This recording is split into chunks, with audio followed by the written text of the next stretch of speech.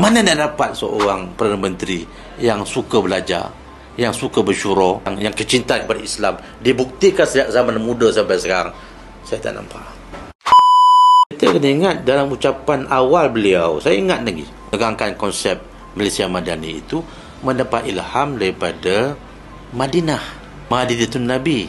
Madinah itu sifatnya inklusif, berbilang kaum, dan penekanan kepada ketamadunan. Permulaan tamadun Islam itu bermula di Madinah. Asasnya apa? Asasnya keamanan, asasnya masjid, asasnya ukhuwah Islamiyah. Peperangan itu datang apabila terpaksa. Jadi bermakna Madani itu, inilah sunnah Nabi yang paling baik. Untuk mengikuti sunnah Nabi yang paling baiklah ikut bagaimana Rasulullah membentuk sebuah, kalau kita negara Madinah itu negara, itulah contoh yang paling baik, paling berkesan. Jadi beliau agak selesa bila bicara soal negara Malaysia berbilang kaum. Semua orang terlepas pandang negara Madinah, kalau kita sebut Madinah sebagai sebuah negara, is a multiracial, multi-religious.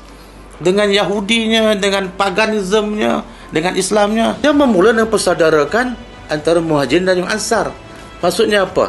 Maknanya persoalan Muhajirin Ansar itu adalah masalah tak timbul sebab orang luar, orang dalam.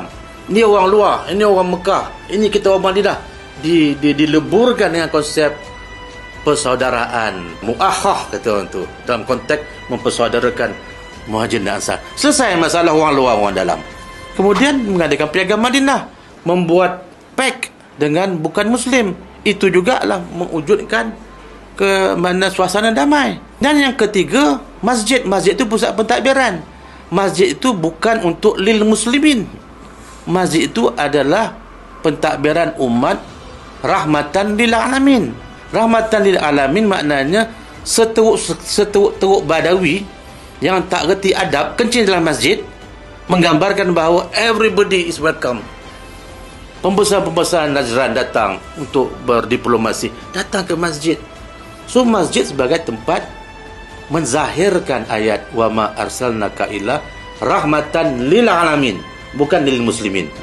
Ini sunnah Nabi yang paling besar, mengikuti jejaknya. Piagam Madinah, buat perjanjian dengan non-Muslim. Ya, sesama Islam, adakan ukhuwah Islamiyah, tak timbul kamu orang luar, orang dalam. Dan bila dah bicara soal Madani sejak tahun 90-an lagi dah.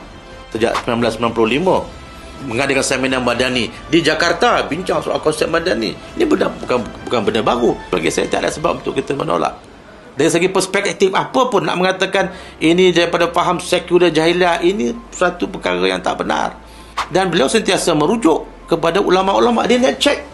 Jadi ulama-ulama yang daripada seluruh dunia, daripada Timur Tengah, daripada Turki, daripada India, semua daripada, dan antara perbincangannya untuk memperhalusi konsep Malaysia Madani.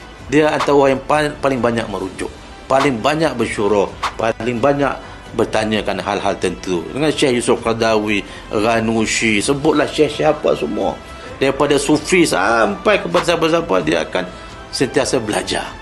Mana nak dapat seorang Perdana Menteri yang suka belajar, yang suka bersyura, yang kecintaan kepada Islam, dibuktikan sejak zaman muda sampai sekarang?